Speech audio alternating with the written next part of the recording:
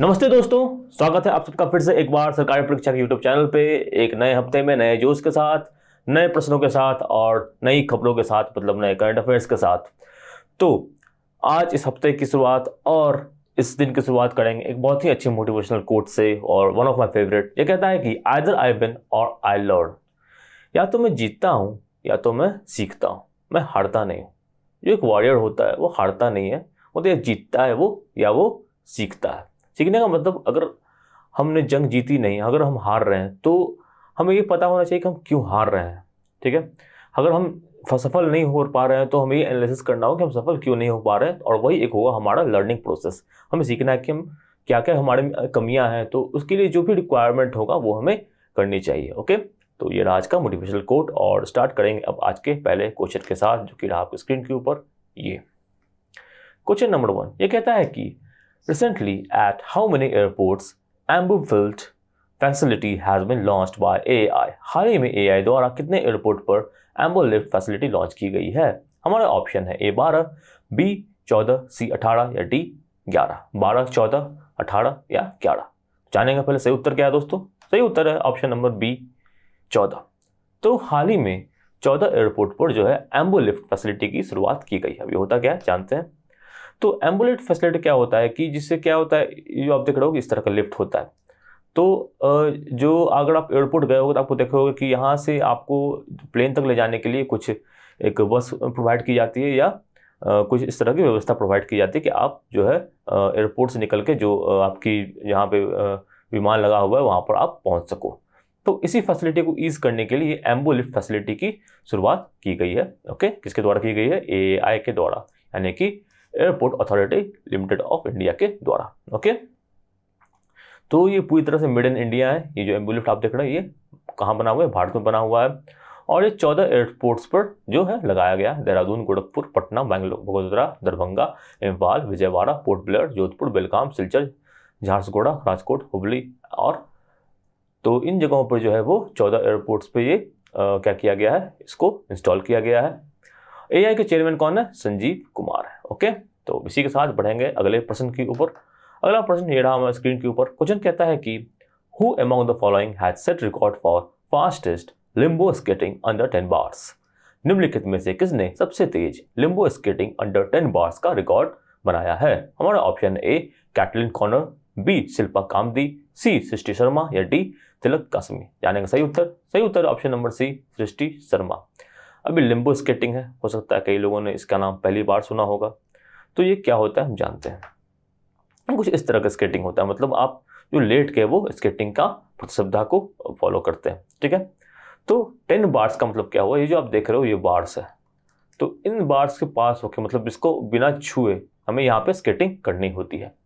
तो महाराष्ट्र की सृष्टि धर्मेंद्र शर्मा है, इन्होंने ये रिकॉर्ड बनाया है और गिनीज वर्ल्ड रिकॉर्ड में जो है इनका नाम दर्ज हो चुका है। गिनीज वर्ल्ड रिकॉर्ड ने अपने इंस्टाग्राम पर जो है इसका इन्होंने ये वाला वीडियो भी डाला हुआ है। ओके, तो ये कितने सेकंड में किया है इन्होंने किया ये 1.69 सेकंड में ये कारनामा किया है, और ये एक वर्ल्ड रिकॉर्ड है। पिछला वर्ल्ड रिकॉर्ड भी था इन्हीं का था 1.720 सेकंड का, तो इसको अपने ही वर्ल्ड रिकॉर्ड को इन्होंने तोड़ा है। इसके अलावा जो सृष्टि धर्मेंद्र शर्मा है, इनके नाम और भी कई रिकॉर्ड्स हैं इसी फील्ड में, स्केटिंग में। जैसे कि एक वर्ल्ड रिकॉर्ड इन्होंने बनाया था आइस स्केटिंग का। ठीक है, लिम्बो आइस स्केटिंग, मतलब ये चीज़ें वो आइस पे करनी होती है।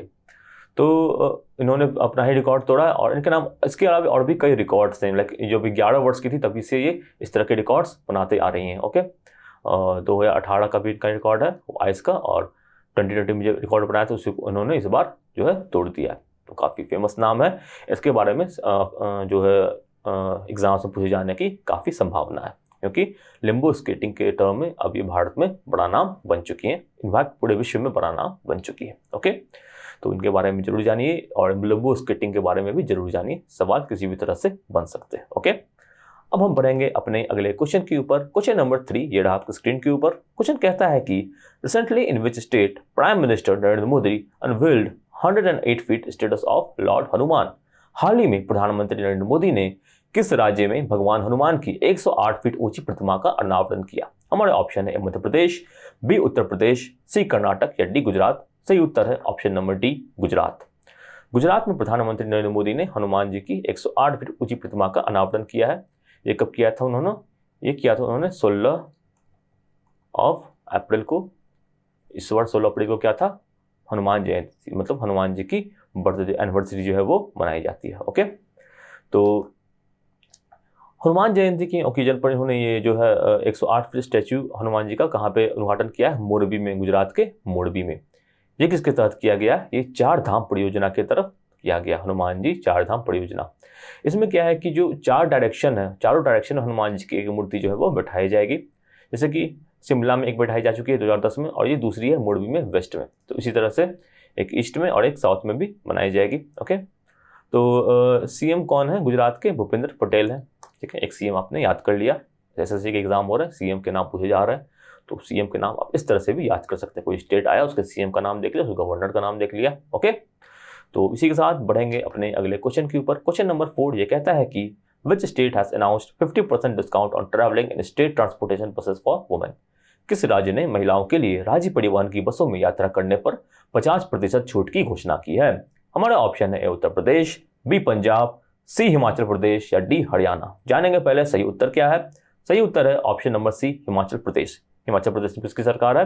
जयराम ठाकुर जी की सरकार है, हिमाचल प्रदेश के मुख्यमंत्री हैं, और इन्होंने ही घोषणा की है कि 50% डिस्काउंट जो दिया जाएगा, जो महिलाएं हैं उन्हें HRTC की बस पर दिया जाएगा। ठीक है, तो he also announced all power consumers up to 125 units will get zero bill from July 1। मतलब कि ऐसे घर जहाँ पे 125 यूनिट से कम की बिजली उठ रही है मंथली, उन्हें क्या किया जाएगा? उन्हें 1 जुलाई से जीरो बिल में दे दिया जाएगा। मतलब इससे अगर कम आप बिजली यूज़ कर रहे हैं हिमाचल प्रदेश में, तो आपको जीरो बिल पे करना होगा।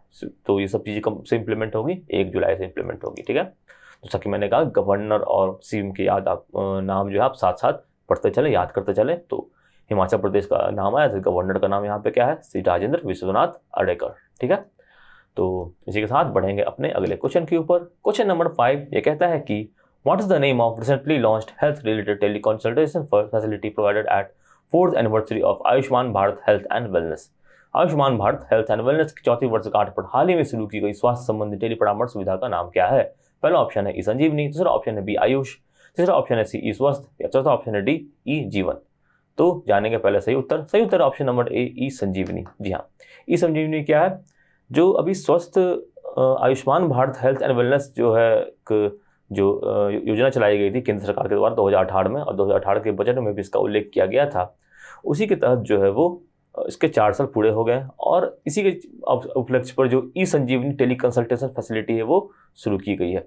ठीक है, ई संजीवनी टेली कंसल्टेशन का मतलब ये हुआ कि अगर आपको कोई समस्या आ रही है, कोई हेल्थ रिलेटेड इशू है, तो आप टेलीफोन के माध्यम से उसकी परामर्श जो कंसल्टेंसी है जो वो प्राप्त कर सकते हैं डॉक्टरों के द्वारा। तो इसके 1 लाख सेंटर खोल दिए गए हैं, और अब तक जो है वो Ayushman Bharat health and wellness centres में जो है 17,000 हेल्थ एंड वेलनेस सेंटर को जो है वो ऑपरेशनाइज कर दिया गया है। तो इसका लक्ष्य कितने का था, ये आप बताएं कमेंट सेक्शन में कि आयुष्मान भारत का एम क्या था और कितने हेल्थ सेंटर्स बनाने का इसमें लक्ष्य दिया गया था। ये भी इंपॉर्टेंट है, एग्जाम में पूछा जा सकता है, तो आप इसके बारे में जरूर पढ़ें और यहाँ पे नोट्स में मेंशन कर लें। आशा करता हूँ आप करंट अफेयर्स के नोट्स डेली बेसिस पर बना रहे होंगे। डेली हमारी वीडियो अपलोड हो जाती है सुबह 6:30 बजे, और आप डेली जो है अपने नोट्स को अपडेट करते रहें। साथ साथ जो स्टैटिक पॉइंट डिस्कस हो रहे हैं उसे भी आप पढ़ते रहें। अगर आपको और अच्छी प्रैक्टिस करनी है तो आप सरकारी परीक्षा की वेबसाइट पर जाके जो क्विज होती है करंट अफेयर सेक्शन में, उसे जरूर लगाएं। इससे आपको प्रैक्टिस और अच्छी होती रहेगी। साथ ही साथ वहाँ पे आप कैटेगरी वाइज जो करंट अफेयर है वो भी उसको आप वहाँ से एसेस कर सकते हैं। ओके, तो अब इसी के साथ बढ़ते हैं अगले क्वेश्चन के ऊपर। क्वेश्चन नंबर 6 ये रहा आपकी स्क्रीन के ऊपर। क्वेश्चन कहता है कि a known personality Manju Singh died recently, she belong to which field? जानी मानी हस्ती मंजू सिंह का हाल ही में निधन हो गया, वो किस क्षेत्र से संबंधित थी? Option A music director, B television producer, C movie director या डी प्लेबैक सिंगर, संगीत निर्देशक, टेलीविजन निर्माता, फिल्म निर्देशक या पार्श्व गायक। तो सही उत्तर option number B, television producer. तो ये देखने हैं मंजू सिंह है। तो एक बहुत ही मज़ेदार मूवी आई थी 70 के दशक में, इसका नाम था गोलमाल, ऋषिकेश मुखर्जी की मूवी थी, और इसमें उन्होंने एक अच्छा किरदार निभाया था, तो मेनली उसके लिए भी जानी जाती हैं। लेकिन अब जो इन्होंने टेलीविज़न के क्षेत्र में काफ़ी अच्छा काम किया, टेलीविज़न के क्षेत्र में उन्होंने ऐसी ऐसी सीरियल्स प्रोड्यूस की जो कि पहले नहीं होती थी, और इनकी क्वालिटी काफ़ी अच्छी थी। ठीक है, इनका शो का नाम एक स्वराज था, एक कहानी थी। तो ये जो शोज थे इनके काफ़ी फेमस थे, काफ़ी चर्चित हुए थे, और इन्हें दीदी को नाम से जनरली संबोधित किया जाता था, फॉन्डली कॉल्ड दीदी। और एक शो आता था बच्चों का, खेल खिलौने, जो कि 7 साल तक चला था, उसमें उन्होंने एंकरिंग भी की थी। ओके, तो इसी के साथ बढ़ते हैं आगे अब अपने अगले प्रश्न के ऊपर। क्वेश्चन संख्या 7, ये आपके स्क्रीन के ऊपर। क्वेश्चन कहता है कि recently which state government announced 300 units of free power from जुलाई 1। हाल ही में किस राज्य ने सरकार ने 1 जुलाई से 300 यूनिट मुफ्त बिजली देने की घोषणा की है? ऑप्शन है A Rajasthan, B Punjab, C Kerala या डी मणिपुर। सही उत्तर है option number B Punjab. Punjab में नई सरकार बनी है भगवंत मान की, उन्होंने इस सरकार की 1 महीने पूरे कर ली और इसी उपलक्ष्य में उन्होंने जो है वो ये जो है घोषणा की है। इसका चुनावी वादा भी किया गया था कि जो बिजली है उसको फ्री किया जाएगा। तो 300 यूनिट तक अगर आप बिजली को कंज्यूम करते हैं पंजाब में तो आपको बिजली जो है वो फ्री में मिल जाएगी। ओके, तो जैसा कि मैंने कहा दिल्ली के सीएम थे अरविंद केजरीवाल और आपके ही हैं ये, तो आप ही की जो चुनावी योजना थी उसमें ये भी शामिल था और दिल्ली में भी कुछ इसी तरह की योजना है। ओके, पंजाब के गवर्नर कौन है? बनवारी लाल पुरोहित। ओके, तो इसी के साथ बढ़ेंगे अपने अगले क्वेश्चन के ऊपर। क्वेश्चन संख्या 8, ये आपके स्क्रीन के ऊपर। क्वेश्चन कहता है कि save the elephant day was celebrated on dash, मतलब किस डे में मनाया गया था? हाथी बचाओ दिवस किसको दिन को मनाया गया था डैश। ऑप्शन है ए 16 अप्रैल, बी 12 अप्रैल, सी 18 अप्रैल या डी 15 अप्रैल। जानेंगे सही उत्तर। सही उत्तर है ऑप्शन नंबर ए 16 अप्रैल। 16 अप्रैल को मनाया गया था क्या? हाथी बचाओ दिवस। तो अक्सर हम खबर सुनते होंगे मेन एलिफेंट कॉन्फ्लिक्ट की, जो हाथी होते हैं वो अक्सर अगर चले जाते हैं ऐसे रिहायशी इलाकों में तो एक कॉन्फ्लिक्ट की सिचुएशन हो जाती है। इसमें कभी कभी लोगों की भी जान जाती है, कभी कभी हाथियों की भी जान जाती है।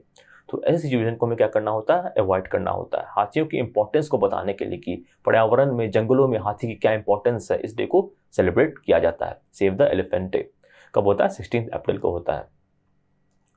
It is raised to awareness about the endangered elephant species and various difficulties they have to overcome to live। एक हाथी है, एक हाथी को अगर उसकी खुराक नहीं मिलेगी और उसकी प्रॉपर जो है वो देखरेख नहीं हो पाएगी तो क्या होगा? इनकी संख्या कम हो जाएगी। इनकी संख्या कम होगी तो इन्वायरमेंट पे क्या है? एक बुरा ही इम्पैक्ट पड़ने वाला है। ओके, इस डे को शुरुआत कब की गई थी? थाईलैंड की एक जो संस्थान है एलिफेंट रीइंट्रोडक्शन फाउंडेशन, इसने इसकी शुरुआत की थी और इसका काम यही था कि अवेयरनेस फैलाना एलिफेंट्स के बारे में। ओके, अब बढ़ेंगे अपने अगले क्वेश्चन के ऊपर। क्वेश्चन नंबर 9 ये कहता है कि, और यह भी एक इंपॉर्टेंट डे से संबंधित है, what was the theme of world voice day campaign 2020? World voice day 2022 का विषय क्या था और उसमें जो कैंपेन चला गया था उसका विषय क्या था? ऑप्शन है 1 world many voices, B focus on your voice, C lift your voice या डी शेयर योर वॉइस। जाने के पहले सही उत्तर। सही उत्तर option number C lift your voice, मतलब अपनी आवाज को बढ़ाएं, अपनी आवाज को सामने लाएं। ओके, तो day is observe to demonstrate the enormous importance of voice in daily life of people. जो हमारी बातें हैं, जो हमारी बात हम मन में रखते हैं, उसे हमें सबके सामने लाना है, सबके सामने प्रेजेंट करना है, अपने विचारों को वॉइस देना है। इसी चीज़ को सब सेलिब्रेट करने के लिए वर्ल्ड वॉइस डे मनाया जाता है कि हम अपने विचारों को कैसे सेव करें और उसको एक आवाज़ प्रदान करें। होता है नहीं, मन में अगर हम बहुत ज़्यादा बात रख लेते हैं तो क्या होगा? हमारे ही अंदर जो हमारे शरीर पर उसका बुरा असर पड़ेगा। पर जो अगर हम वोकल हैं अपने विचारों के प्रति, अपनी भावनाओं के प्रति, और हमें सही से अगर राइट टू फ्रीडम मिलता है जो कि हमारा संवैधानिक अधिकार भी है, तो क्या होगा कि हम अपनी बातों को रख पाएंगे, अपनी बातों को समझा पाएंगे, लोगों को कन्विंस कर पाएंगे अपनी बातों के बारे में, और इससे क्या होगा कि हम जो मानसिक रूप से हैं वो काफ़ी स्वस्थ रहेंगे। तो बोलना बहुत ज़रूरी होता है। जो भी आपकी समस्याएं हैं वो आप जरूर अपने लोगों से, अपने दोस्तों के साथ शेयर करें, अपने परिवार वालों के साथ शेयर करें, अपनी बातों को रखें, वॉइस दें। ओके, तो इसका मेन पर्पस यही है। The day is a global annual event dedicated to recognize the boundless limit of human voice. मतलब बात करने से बात बनती है, आपने सुना होगा, और बात ही करोगे तो बात ही करने से बड़े बड़े मसले भी सुलझ जाते हैं। तो बात करने का ही ये दिन है, वर्ल्ड वॉइस डे, इसे मनाया गया था। थीम इंपॉर्टेंट है इस साल का, लिफ्ट योर वॉइस। ठीक है, तो इसे आप जरूर याद रखें, वर्ल्ड वॉइस डे की थीम थी। अब बढ़ते हैं अगले क्वेश्चन के ऊपर। क्वेश्चन नंबर 10 और आखिरी प्रश्न ये रहा हमारे स्क्रीन के ऊपर। क्वेश्चन कहता है कि 3 Chinese astronauts landed in China after 183 days in space at a space station. What is the name of space station? चीन के 3 अंतरिक्ष यात्री एक अंतरिक्ष स्टेशन पर 183 दिन अंतरिक्ष में रहने के बाद चीन पहुंचे। अंतरिक्ष स्टेशन का नाम क्या है? Option A Johnson space centre, B international space station, C Kibo या डी तियांग अंतरिक्ष स्टेशन या तियांग स्पेस स्टेशन। तो जाने इसका सही उत्तर क्या है? सही उत्तर option number D Tiangong space station, China का स्पेस स्टेशन है। जॉनसन स्पेस सेंटर ये यूएसए का है, नासा का है। अंतर्राष्ट्रीय स्पेस स्टेशन ये एक बेसिकली कॉम्बिनेशन है यूएसए, रशिया, कनाडा और यूरोपियन यूनियन के स्पेस एजेंसीज ने मिलकर इसे साथ में बनाया है। ठीक है, कि वो ये जापान का स्पेस सेंटर है। तो ये पूरा माजरा क्या था जानते हैं। तो 3 चाइनीज एस्ट्रोनॉट जो आप देख रहे हैं यहाँ पे, ये क्या थे, 183 दिन की यात्रा पर निकले थे। कहाँ की, स्पेस की। और ये जो लॉन्गेस्ट मैन क्रू था वो था चाइना का, ठीक है। 183 दिन जो था, इससे पहले चाइना में किसी जो एस्ट्रोनॉट है वो नहीं रहे थे।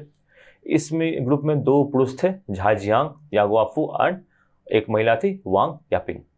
तो एक कैप्सूल में ये लोग गए थे, सिजाओ 13 कैप्सूल, और इसके साथ वापस भी आ गए हैं। तो वहाँ पर उन्होंने क्या किया था, 6 महीने बिताए। 183 दिन को 6 महीने के बराबर होता है। और चाइना का स्पेस स्टेशन था तियागोंग स्पेस स्टेशन, यहाँ पे उन्होंने अपना समय बिताया। तो चाइना के लिए बहुत बड़ी उपलब्धि, मैंड मिशन भी जा रहा है। तो आप बताएं कि जो भारत के जो इसरो है, उसने भी जो मैंड मिशन प्लान किया है स्पेस पे, उसका नाम क्या है, मिशन का नाम क्या है, ये आप बताएं कमेंट सेक्शन में, ठीक है। तो इसी के साथ समाप्त करते हैं आज के करंट अफेयर सेशन को। आशा करता हूँ आपको ये वीडियो अच्छा लगा होगा। इसे अपने दोस्तों के साथ शेयर कीजिए। अपने विचारों को लिखिए कमेंट में कि आप किस तरह की वीडियो चाहते हैं और किस तरह की इन्फॉर्मेशन आपको चाहिए। अगर और आप सरकारी परीक्षा के यूट्यूब चैनल को सब्सक्राइब करें, बेल आइकन को जरूर दबाएं। इससे क्या होगा, जो भी इंपॉर्टेंट नोटिफिकेशन होगा आपको उसी वक्त प्राप्त हो जाएगी। साथ ही साथ आप हमें फॉलो करें फेसबुक पे, इंस्टाग्राम पे और टेलीग्राम पे, जहाँ पे आपको मिलेंगे ढेरों मजेदार कंटेंट्स और इंपॉर्टेंट इन्फॉर्मेशन, ठीक है। तो इसी के साथ समाप्त करते हैं आज के सेशन को। Have a nice day. जय हिंद।